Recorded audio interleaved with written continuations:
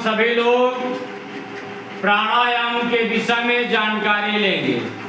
प्राणायाम धीरे धीरे लुप्त सा होता जा रहा है।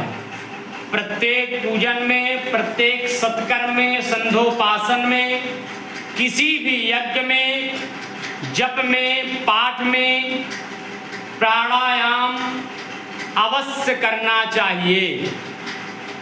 इस समय प्राणायाम की विधि और प्राणायाम कैसे करना चाहिए धीरे धीरे लुप्त होता जा रहा है। आचार्यगण, इसमें पांडित्य जन प्राणायाम की ओर ध्यान नहीं दे रहे हैं। प्राणायाम कई प्रकार के भेद हैं, इसमें प्राणायाम कई प्रकार के होते हैं, लेकिन हम लोग ये 3 प्रकार का जो प्राणायाम हमारे शास्त्रों में बतलाया गया है, उस विषय पे हम सभी लोग चर्चा करेंगे।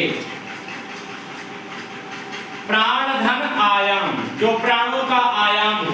आयाम माने विस्तार हो। प्राण माने ऊर्जा, जिससे हमारा शरीर चल रहा है, ठीक है ना। श्वास, तो हम सभी लोग सरल तरीके से प्राणायाम की विधि को जानेंगे। पहले मेरुदंड सीधा करना है, रीढ़ की हड्डी सीधी रहनी चाहिए और आपका बायां हाथ सीधा होना चाहिए। जैसे देख लीजिए, मुद्रा देख लीजिए। इसके बाद आप लोग दाहिने हाथ से, अंगूठे से धीरे धीरे दाहिने नासिका को दबाना है। नासिका माने नाक, दाहिने नासिका को धीरे से दबाना है और बाएं नासिका से धीरे धीरे श्वास को अंदर लेना है। इस प्राणायाम को पूरक प्राणायाम बोलते हैं। कौन सा प्राणायाम? पूरक प्राणायाम। पूरक प्राणायाम करते समय कौन से देवता का ध्यान करना चाहिए? पूरक प्राणायाम करते समय भगवान विष्णु का नाभि कमल में ध्यान करना चाहिए। प्राणायाम करते समय आंख नेत्र बंद होने चाहिए। सभी लोग नेत्र बंद करें, प्राणायाम की विधि समझें। नेत्र बंद करें। नासिका को, दाहिने नासिका को दाहिने हाथ के अंगूठे से धीरे से दबाना है और बाएं नासिका से धीरे धीरे सांस को अंदर खींचना है। धीरे धीरे अंदर को खींचिए, धीरे धीरे, बहुत स्पीड में ये क्रिया को नहीं करना है। जब सांस खींचना बंद हो जाए तो कुछ क्षणों के लिए सांस को अंदर रोक दीजिए। कुछ क्षणों के लिए अंदर सांस को रोकिए।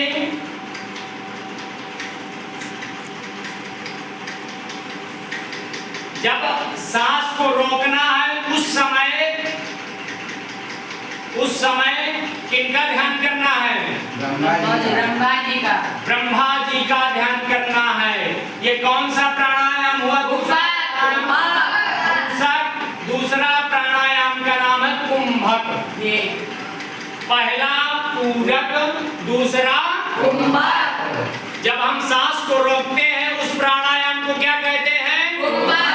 कुंभक प्राणायाम। कैसे रोकना है? किन अंगुलियों से रोकना है? अनामिका और कनिष्ठिका। अनामिका और कनिष्ठिका के माध्यम से बाएं नासिका को दबा करके सांस को अंदर रोकना है। तीसरा प्राणायाम तीसरे प्राणायाम का नाम है रेचक। रेचक में कौन से देवता का ध्यान करना है? शिव जी का।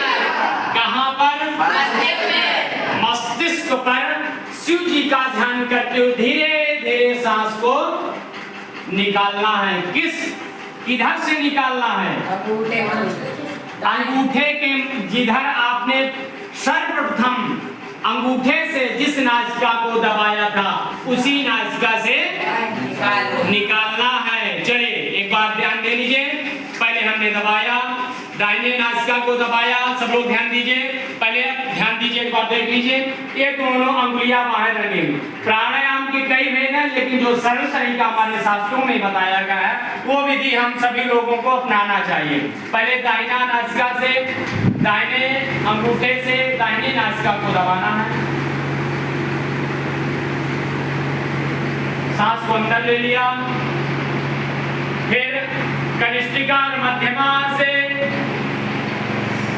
बाएं नासिका को दबाना है, सांस को अंदर रखना है। अंदर जब सांस रहेगी तब कुंभक प्राणायाम कहलाता है, भगवान ब्रह्मा जी का ध्यान करना है। और जब सांस को छोड़ना है तो शिव जी का ध्यान करते हुए धीरे धीरे सांस को छोड़ना है। इस क्रिया को कितने बार करना है? 3 बार। इस क्रिया को 3 बार। प्राणायाम क्यों करना चाहिए? प्राणायाम करने से मन शांत होता है। प्राणायाम करने से क्या होता है? प्राणायाम करने से मन में प्रसन्नता आती है।